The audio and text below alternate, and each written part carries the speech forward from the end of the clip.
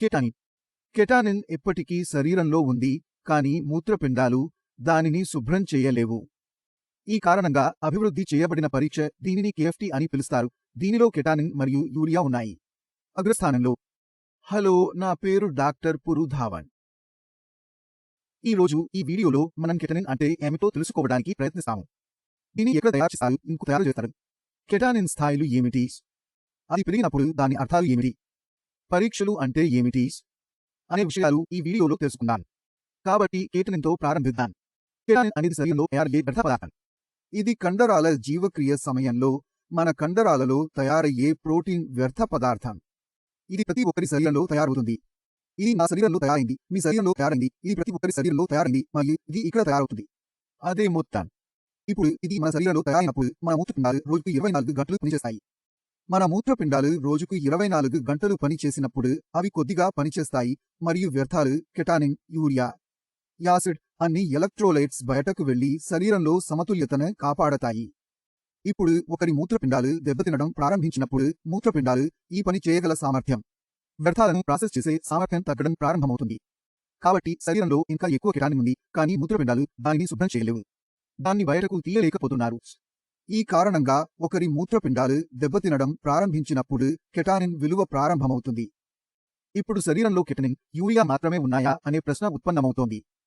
సమాధానం లేదు. మన శరీరంలో వ్యర్థ పదార్థాలు చాలా ఉన్నాయి మరియు కెటానిన్ మరియు యూరియా 2 రకాలు మాత్రమే ఉన్నాయి. ఇప్పుడు కెటానిన్, యూరియా మాత్రమే ఎందుకు కనిపిస్తున్నాయి అనేది ప్రశ్నార్థకంగా మారింది. కేఎఫ్టి రిపోర్టులు వచ్చినప్పుడు అందులో కెటానిన్, యూరియా మాత్రమే రాసి ఉంటాయి. దీనికి కారణం ఇది అంత వ్యర్థ పదార్థం మరియు దాని ఖచ్చితత్వం చాలా బాగుంది. ఈ కారణంగా అభివృద్ధి చేయబడిన పరీక్ష దీనిని కేఎఫ్టి అని పిలుస్తారు. దీనిలో కెటానిన్ మరియు యూరియా అగ్రస్థానంలో ఉంచారు. ఇతర విషయాలు కూడా ఉన్నాయి, కానీ వాటిని చూడటంలో అర్థం లేదు. ఎందుకంటే ఈ రెండూ ఒకరి శరీరంలో పేరుకుపోతే మిగిలిన వ్యర్థాలు అని అనుకుంటాను. పేరుకుపోతోంది కూడా, ఎందుకంటే రెండూ ఏర్పడే ప్రదేశం వేరు. కండరాలలో కెటానిన్ ఏర్పడుతుంది మరియు కాలేయంలో యూరియా ఏర్పడుతుంది. కాలేయ సమ్మేళనం కూడా పెరిగి కండరాల సమ్మేళనం కూడా పెరుగుతుంటే యూరియా, కెటానిన్ పెరుగుతోంది, అప్పుడు ఇది కాలేయ సమస్య. కెటానిన్, యూరియా మాత్రమే పెరిగితే అది కండరాల సమస్య. కాబట్టి ఈ రెండూ పెరుగుతున్నప్పుడు అది ఏదో లోపం ఉందని సంకేతం అని మేము చూశాము. ఈ రెండూ పెరుగుతున్నప్పుడు మూత్రపిండాలలో ఏదో లోపం ఉందనే ఆలోచన మనకు వస్తుంది. ఇప్పుడు దీని స్థాయిల ప్రకారం మేము రోగి యొక్క వర్గీకరణ చేశాము. ఎందుకంటే మనం ప్రతి వ్యాధి గురించి వింటున్నాం. క్యాన్సర్లో కూడా దశలు ఉన్నాయి. అదేవిధంగా మూత్రపిండాల వైఫల్యంలో దశలను రూపొందించారు, తద్వారా ఎంత పనికొస్తుందో తెలుసుకోవచ్చు. రోగిపై మరియు రోగి ఏ దశలో ఉన్నాడు, ఇది చికిత్సలో పెద్ద తేడాను కలిగించదు. కానీ ముఖ్యమైన విషయం ఏమిటంటే రోగి యొక్క వర్గీకరణ చేయడం సులభం అవుతుంది. రోగికి ఏం చెప్పాలో, ఏ థెరపీకి సలహా ఇవ్వాలో ప్రయోజనం పొందడం ప్రారంభిస్తాను. అందుకోసం ఎలాంటి పరీక్షలు చేశాను? దీనికోసం చేసిన పరీక్ష జిఎఫ్ఆర్ పరీక్ష. దీన్నే ప్రత్యేకంగా ఈజిఎఫ్ఆర్ అంటారు. ఇప్పుడు ఈ ఎందుకు నిలబడుతుంది? ఈ అంటే అంచనా. జిఎఫ్ఆర్ అంటే గ్లోమెరులర్ వడపోత రేటు. కాబట్టి దీని కోసం చేసే పరీక్షను జిఎఫ్ఆర్ అంటారు. ఇప్పుడు కేఎఫ్టి రిపోర్ట్లో ఇప్పుడు ఒక చోట ఎలా రాస్తున్నారు? ఈజిఎఫ్ఆర్ అంటే ఈ విలువ. ఇప్పుడు ఈ జిఎఫ్ఆర్ విలువ ఎలా వచ్చింది? ఇది ముఖ్యం అవుతుంది. ఎవరికైనా జిఎఫ్ఆర్ విలువ లేకపోయినా కిడ్నీ విలువ మాత్రమే ఉంటే తన సొంత జిఎఫ్ఆర్. కాబట్టి మీరు ఏమీ చేయనవసరం లేదు. గూగుల్లోకి వెళ్ళి జిఎఫ్ఆర్ కాల్క్యులేటర్ రాయాలి. ఇప్పుడు మీరు మీ ముందు చాలా ఫలితాలను చూశారు. వాటిలో దేనినైనా ఎంచుకోవచ్చు. కానీ వ్యక్తిగతంగా నాకు నచ్చినది మీ తెరపై ఉంది. ఇది యూఎస్కు చెందినది, కానీ ఇది మంచిది. ఇప్పుడు మీరు దీనికి వెళతారు. మీరు మీ మూత్రపిండాల విలువను నమోదు చేస్తారు. ప్రతి గురించి మీరు బయోమెట్రిక్లను ఊహించుకున్నారు. మీరు మీ వయస్సును నమోదు చేస్తారు మరియు మీరు మగవారైనా ఆడవారైనా ప్రవేశిస్తారు. అంతే, మీరు కాలిక్యులేటర్ నొక్కుతారు. ఫలితం మీరే చూస్తారు. ఇదే ఫలితాన్ని మీ రిపోర్టులో ముగిస్తున్నారు. ఇప్పుడు మేము దీన్ని కాలిక్యులేటర్తో చేసామని మీరు అనుకుంటారు. పూర్తిగా కరెక్ట్. ఈ పరీక్ష మీ మూత్రపిండాల ఖచ్చితమైన పనిని ఉంచుతుంది. ఇది అంచనాను చెబుతుంది. అది ఎలా చెబుతుంది? ఇది మీ వయస్సును తెలియజేస్తుంది. అప్పుడు అది మీకు చెబుతుంది. అందుకే వయస్సు ముఖ్యం. కండర ద్రవ్యరాశిని కలిగి ఉంటాయి. పురుషుడికి కండర ద్రవ్యరాశి ఎక్కువగా ఉంటుంది, ఆడవారికి కండర ద్రవ్యరాశి తక్కువగా ఉంటుంది. అందుకే దీన్ని స్త్రీ పురుషుడుగా వర్గీకరిస్తారు. దానికి కారణం కూడా ఆఫ్రికన్లే, ఆడవాళ్లే అయినా సరే. వాటి నిర్మాణం చాలా బాగుంది. వీటి కండరాలు చాలా బాగుంటాయి. కాబట్టి శరీరంలో కిడ్నీ ఉంటే సామర్థ్యం వీటికి ఎక్కువ. కాబట్టి కాలిక్యులేటర్లో కొన్ని సర్దుబాట్లు చేసుకోవాలి. మనం లెక్కించినప్పుడు మనకు ఒక విలువ లభిస్తుంది అన్నదే ఇప్పుడు ప్రశ్న. ఈ జిఎఫ్ఆర్ ఒక కిడ్నీకి చెందినది. ఇది 2 మూత్రపిండాలకు సంబంధించినది. ఎందుకంటే ఇక్కడ మనం చూస్తున్న కేటైన్. దీనికి కారణం 2 మూత్రపిండాలు కలిసి పనిచేయడమే. అందుకే ఈజీఎఫ్ఆర్ చెక్ చేసేటప్పుడు ఇది 2 మూత్రపిండాల గురించి చెబుతుంది. 2 కిడ్నీలు ఎంత కలిసి పనిచేస్తున్నాయో. అయితే మనం చెక్ చేసుకోవాల్సి వస్తే నా ఎడమ ఎంత పని చేస్తోంది, నా హక్కు ఎంత పని చేస్తుందో. అందుకు ఈ పరీక్ష సరైనది కాదు. అదే డిటిపిఏ కిడ్నీ స్కాన్. ఇందులో మనం అయోడిన్ ఐసోటోప్ వేస్తాం. అంటే అయోడిన్ ఆధారిత సిరా రక్తంలో. ఇప్పుడు రక్తం ఫిల్టర్ చేయడానికి ఎక్కడి ఉంది? కిడ్నీలో. ఇప్పుడు కిడ్నీలో జరుగుతున్న ప్రక్రియ ఎక్స్రేల ద్వారా పైనుంచి చూస్తున్నాను. అది ఎక్కడికి చేరింది, అది ఎక్కడికి చేయలేదు. కాబట్టి డిటిపిఏ మూత్రపిండాల స్కాన్ చేసిన వారికి ఓ ఇమేజ్ ఫోటో వస్తుంది.